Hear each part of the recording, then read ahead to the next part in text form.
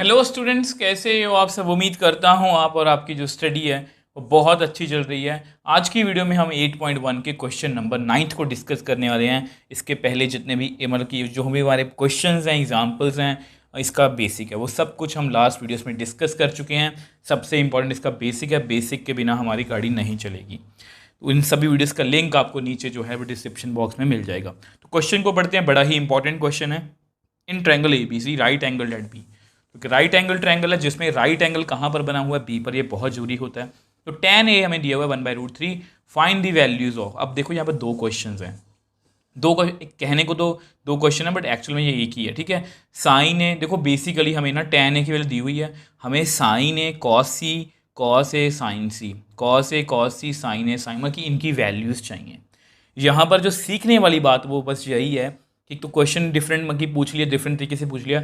दूसरी बात, यहाँ पर जिस तरह से पिछले क्वेश्चन में 8th क्वेश्चन मैंने आपको बताया था कि डायग्राम की जरूरत नहीं है, यहाँ पर हमें डायग्राम की जरूरत रहेगी, ठीक है, क्योंकि आपको फिर कंफ्यूजन होगी नहीं। तो पहले डायग्राम बना रहे। अब देखो ये आपकी राइट एंगल ट्रायंगल है। देखो पेपर में आप डायग्राम बनाओ चाहे ना बनाओ, यहाँ पर डायग्राम बनाने का रीज़न बस यही है, कुछ बच्चे इसको रफ में भी बना सकते हैं। यहाँ पर बनाने का रीज़न यही है कि मुझे आपको समझाना है कि आप कंफ्यूज मत हो जाना पेपर में। कोई छोटी सी गलती आपका पूरा क्वेश्चन गलत कर देगी। तो बी है। अब यहाँ पर tan A की वैल्यू दी हुई है, तो मैं ये एंगल जो है ये पर्टिकुलरली मैं A ले लेता हूँ, ठीक है, ये एंगल A ले लेता हूँ। अब ये है C, ठीक है। अब आपको पता है नाउ, तो पहले लिख ही देते हैं। आपको पता है कि ये जो इसको क्या बोलते हैं, हाइपोटेन्यूज। अब एंगल के सामने हमेशा क्या होता है, परपेंडिकुलर, और नीचे हमेशा क्या होता है, बेस, ठीक है। अब tan A कितना दिया हमें, 1/√3। अब हमेशा की तरह वही पंडित बद्री प्रसाद वाला, तो t की वैल्यू p/b होती है, ठीक है। तो यहाँ पर लिख देते हैं p/b। तो यहाँ से मुझे इतना क्लियर हो गया कि जो हमारे p की वैल्यू है वो कितनी आएगी, 1 के इसलिए लिखते हैं कि ये रेशो है प्लीज़, ठीक है, ये रेशो है, ये कोई वैल्यू नहीं है कि p की वैल्यू 1 है। ये मैं आपको बहुत बार समझा चुका हूँ। जैसे अगर इस रेशो की बात करें, ये 4/3 रेशो है, ये भी वही रेशो है, ये भी वही रेशो है। इसको 2 से मल्टीप्लाई किया तो ये बन गई, इसको 3 से मल्टीप्लाई किया तो ये बन गई। तो इसलिए वैल्यू फिक्स नहीं हो सकती, इसलिए हम k लिखते हैं, ठीक है। अब आपको पता है बाय पाइथागोरस थ्योरम, देखो है कुछ भी नहीं है, सेम वही क्वेश्चन है। हमें जस्ट दो अलग अलग एंगल्स की वैल्यू फाइंड करनी है। इसको आप अपने फर्स्ट क्वेश्चन से कंपेयर कर सकते हो। तो यहाँ पर h का स्क्वायर मतलब हाइपोटेन्यूज का square is equal to perpendicular square plus base square, ठीक है। तो h हमें निकालना है, ओके। p कितना है, 1k, b कितना है, √3k का होल स्क्वायर। तो which implies h square, 1k square कितना होगा, 1k स्क्वायर ही होगा, √3 का स्क्वायर कितना होगा, 3k स्क्वायर, कितना बन गया, 4k स्क्वायर। तो which implies h, plus minus नहीं लिखूंगा, मैं बार बार बोलूँगा आपको ताकि आपको कभी भी ये भूले मत। इसको मैं लिख सकता हूँ 2 × 2k ये जानबूझ के लिखता हूँ ताकि आपको मैं समझा सकूँ सारा प्रोसीजर, आपको किसी भी पॉइंट पर ये ना लगे कि हमें ये पॉइंट समझ में नहीं आया। क्योंकि हर तरह का बच्चा वीडियो देखता है, वो बहुत इंटेलिजेंट भी हो सकता है, वो बहुत ज़्यादा वीक भी हो सकता है। तो हमें सबको साथ लेके चलना है। तो h की वैल्यू आ गई 2k, बस। अब हमारी ट्रायंगल जो है वो कंप्लीट है। अब हमारी ये वाली ट्रायंगल जो है ये कंप्लीट है। अब चाहे हम इसको रोटेट करें, जो मर्जी करें, ठीक है। तो यहाँ पर सीधा पहले ना ऐसे करते हैं, साइन ए कॉस ए ये फाइंड कर लेते हैं, ठीक है। नाउ साइन ए, अब आपको पता है साइन ए कितना होता है, p/h, और परपेंडिकुलर कितना है, 1k, h कितना है, 2k। अब ये k और k आपस में कट कर दो, तो विच एम्प्लाइज साइन ए की वैल्यू कितनी आ गई, 1/2। तो लो जी, इसको लिख के रख लो। Also cos A, cos A होता है आपका b/h। अब यहाँ पर b कितना है हमारा, √3k, h कितना है, 2k। अब यहाँ पर ये भी कट हो गया, तो कॉस ए भी हमारा आ गया, कितना आ गया, यस वेरी गुड, √3/2, ठीक है। दोनों क्वेश्चंस की तैयारी जो है इकट्ठे ही कर रहा हूँ। साइन ए भी आ गया ऊपर, मतलब साइन सी रह गया, और कॉस सी रह गया। ठीक है, उसको हम नेक्स्ट पेज पे कर लेते हैं। उससे पहले मैं आपको समझा देता हूँ।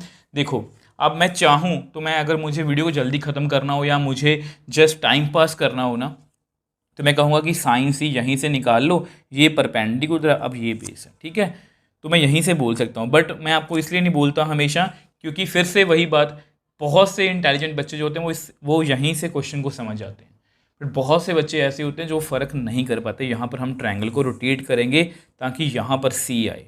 देखो, इसको मैं ऐसे रोटेट करूँगा, सी को नीचे ले आऊँगा, तो सी के सामने क्या होगा, परपेंडिकुलर। ऐसा करते हैं, उसको नेक्स्ट पेज पे हम डिस्कस कर लेते हैं। अब देखो, ये आपकी लास्ट डायग्राम थी, बस उस डायग्राम को मैंने रोटेट कर दिया। देखो, ये करो चाहे ना करो, ये जस्ट आपको समझाने के लिए है। ठीक है, अब देखो, अब आपको पता है हमने साइन ए और कॉस ए की वैल्यू निकाल ली। नाउ साइन सी, साइन सी तो पी बाई एच ही होता है, तो सी का जो परपेंडिकुलर है वो कौन है, ये वाला। मैं वैल्यू लिख ही देता हूँ। ठीक है, अब देखो, यहाँ पर हमारी जो वैल्यू फिक्स है, फिक्स का मतलब ये कि ए बी सी की वैल्यू 1K है, तो यहाँ पर ए बी की वैल्यू कितनी है, √3K। तो यहाँ पर कितनी वैल्यू आएगी, √3K। ये चेंज हो गए ना आपस में, आपको पता है, और ये कितनी बन जाएगी, 1K। ठीक है, और हाइपोटेन्यूज जो है वो हमारा सेम रहेगा, 2K। अब सी के अकॉर्डिंग, मतलब साइन सी, तो सी के सामने परपेंडिकुलर √3K, एच कितना है, 2K। तो ये आपस में कट हो गया, तो साइन सी की वैल्यू कितनी आ गई, √3/2। ठीक है, आल्सो कॉस सी, वो होता है बेस अपॉन हाइपोटेन्यूज। अब बेस कितना है हमारा इस डायग्राम में, 1K, और हाइपोटेन्यूज कितना है, 2K। तो ये भी आपस में कट हो गया, तो हमारा कॉस सी कितना आ गया, 1/2। तो मैं आपको सारी वैल्यूज़ लिख के दिखा। अब देखो, साइन ए और कॉस ए की वैल्यू हमने लास्ट पेज पे निकाली थी, साइन सी कॉस सी आपके सामने है। तो हमारा क्वेश्चन क्या था, sign A cos C plus cos A sign सी। ठीक है, तो साइन ए की वैल्यू 1/2 है, कॉस सी की कितनी है, 1/2। अब इसकी वैल्यू है जी, कॉस ए की √3/2, साइन सी की है √3/2। ये तो बहुत इजी लग रहा है मुझे। 1 को 1 से मल्टीप्लाई किया 1, 2 को 2 से किया 4, √3 को √3 से किया 3, 2 को 2 से किया 4, तो विच एम्प्लाइज 1 + 3/4, 4/4। अब ये कट गया। ठीक है, तो विच एम्प्लाइज, तो इसकी वैल्यू कितनी आ गई, 1। तो देख लो कितना ईजिली सॉल्व करें, मतलब जितने भी एफर्ट्स है वो हम पहले ही कर चुके हैं। ठीक है, तो अब सेकंड पार्ट की बात करते हैं। अब देखो, ये सेकंड पार्ट है, कॉस ए की वैल्यू कितनी है, √3/2, कॉस सी की 1/2, साइन ए की वैल्यू कितनी है, 1/2, साइन सी की वैल्यू कितनी है, √3/2। ये तो उससे भी ईजी है, √3 को 1 से क्या, √3/4, √3/4 कितना आ गया, 0, क्योंकि ये आपस में दोनों कट हो गए। तो विच एम्प्लाइज वैल्यू, मतलब इसकी वैल्यू कितनी आ गई, 0। तो आप मेरे को बताओ इसमें आपको क्या मुश्किल लगा। देखो, हो सकता है कि कोई टीचर इसको आपको एक ही डायग्राम से करवा दे। ठीक है, मैंने भी अब जैसा कि बोला कि मैंने स्टार्टिंग से ये डायग्राम बनाई थी, सॉरी ये वाली। ठीक है, तो ये ए था मेरा बाय डिफ़ॉल्ट, ये बी, ये मैंने सी मान लिया। तो आपको पता tan है p/b होता, तो ये 1K था, ये √3K था, तो मैंने ये वैल्यू निकाल ली। अब उसके बाद मैं साइन ए निकाल सकता हूँ, कॉस ए निकाल सकता हूँ। साइन सी निकालने के लिए मैं बोल सकता हूँ कि ये परपेंडिकुलर हो गया, ये बेस हो गया।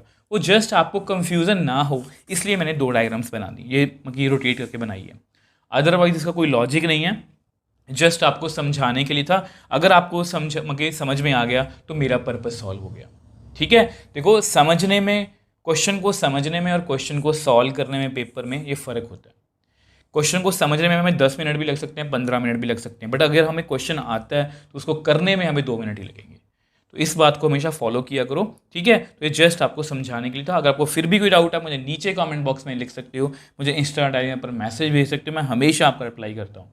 अगर आपको वीडियो थोड़ी सी भी हेल्पफुल लगे तो वीडियो को लाइक कीजिए, शेयर कीजिए और इस चैनल को सपोर्ट कीजिए।